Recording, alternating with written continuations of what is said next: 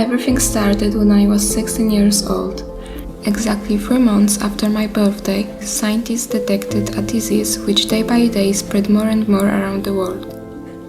I wasn't that worried back then. I was happy with my family and friends. None of us had any symptoms, so we weren't worried that something may happen. We were wrong. Some time had passed, exactly 6 months after detection of the disease. Every day doctors were spending all days and nights in laboratories to analyze the virus. Everything was broadcast day by day on the news, and I was sitting at home watching it with little interest. I believed that couldn't last long, and soon the phenomenon should end. I got up from the couch stretching. After lunchtime, my parents suggested a walk in the forest nearby our house. I agreed, and then I dressed up immediately. We were already outside, and around us there were lots of green plants and high pointy trees. I breathed fresh air when the rest of the people walking in the forest were wearing masks. I didn't care. It was perfect for me. However, this perfect had to end someday. 2 weeks later, my dad was ordered to come as soon as possible to the lab. I wasn't that surprised. I expected earlier that this moment will come, because when I was watching TV, I saw that most doctors were asked to come. My father had no other choice than to pack up and leave on the earliest train in the morning. I was a bit depressed because of this information, but my dad tried to cheer me up. He said that he will be fine and he will come back to us soon. The following day at 5:24 he was no longer at home, just like the most of his things. He booked a hotel next to the laboratory in town he had to go to.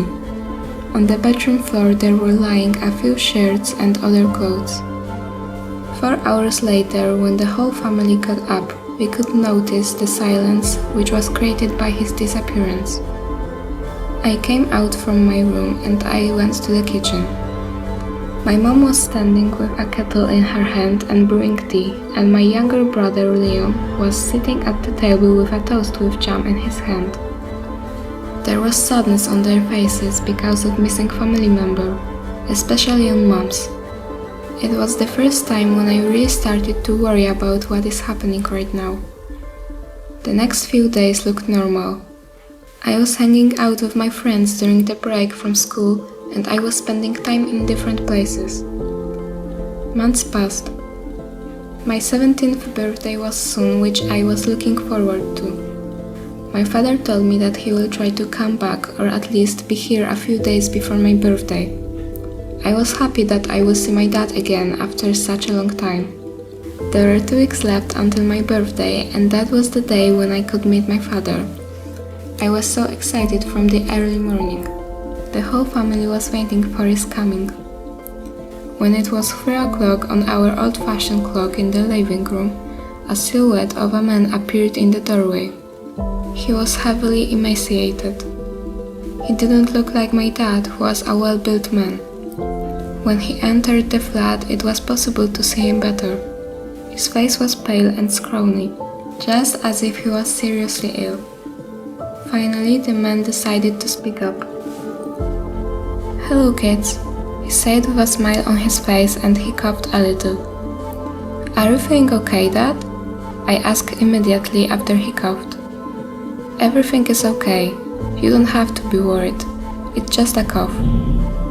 After my father coughed again, my mom walked towards him and helped him get into the living room. I was looking at them with my brother. I was a bit confused. What if my father caught a disease, and what's worse, it might be that virus? I was sitting in the room with Leon, and after a few minutes my mom appeared at the door. "I'm going to the hospital with Dad. Josephine, keep an eye on your brother, please. I will come back soon," she said, a little confused. There was a surprise on my face. To the hospital?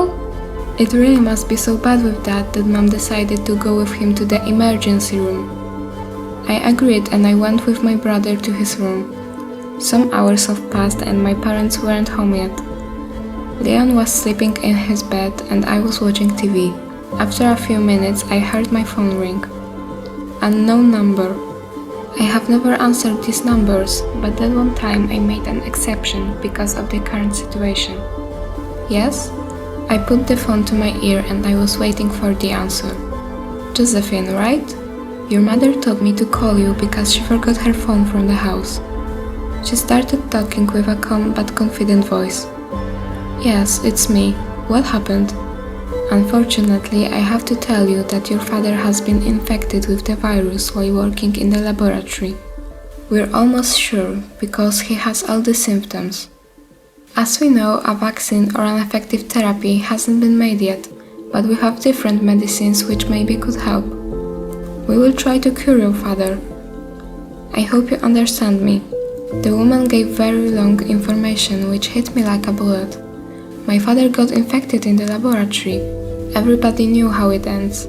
I didn't know how to react. Yes, I understand. Thank you for the information. I answered the woman with my voice breaking. Then she said goodbye and hung up. I just wanted to talk with my mom about what was happening. The only thing I was feeling was fear. I was frightened that my father could die. I didn't sleep all night. At 5 a.m. I heard opening of the front door. I saw Mom. She looked terrible, as if she didn't sleep at least for a few days. She was in tears too. I immediately stood up, ran to her and asked what happened with Dad. Father has died 2 hours ago. In tears she continued talking. At night he started coughing really bad and he couldn't catch his breath. There was nothing else to do. I was shocked with what I heard. All this time I was hoping that we will be alright, and now my father has just died. I didn't know what to say and I just hugged my mom and I tried to control her and my emotions. Some days have passed since my father's death and it was my birthday. My younger brother also found out about father's death. He couldn't accept it right away. Mom tried to deal with it, but it was hard. Some more days have passed. The atmosphere at home was still the same. Nothing has changed except that Mom got seriously ill and she ended up in hospital. At about 12 a.m. during cooking, the doorbell rang. I went straight to the door and when I opened it, a tall man appeared to my eyes. He was a postman and gave me some letters which he was having with him. I thanked him and closed the door. I looked through the letters and one of them interested me. It was sent from the same laboratory in which my dad worked. I was really shocked.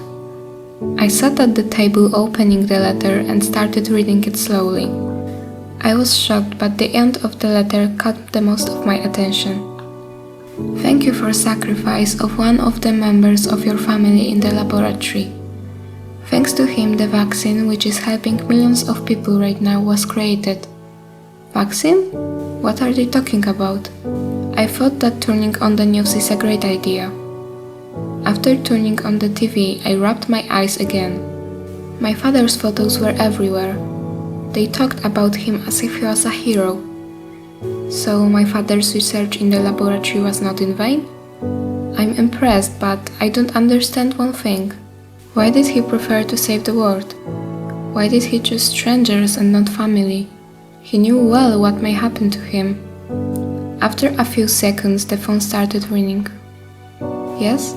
I answered after picking it up. Hello, am I talking with Josephine? I have good news. We cured your mom with the vaccine which was created by your dad. Everyone is proud of him because not only your mom was cured, but also many other people. Your mom will come back in the evening. She hung up and I couldn't believe in what I heard. Thanks to my father, Mom is alive. I was both sad and happy. My father sacrificed his life to help other people. I am so proud of him. I will do everything to bring him back to life. I often visit my father's grave with my best friend who supports me the most of all my friends. She perfectly understands how I feel after my father's death because she went through a similar situation. I and my family misjudged the virus which killed so many people. I just hope that everything will be fine and my life will get better.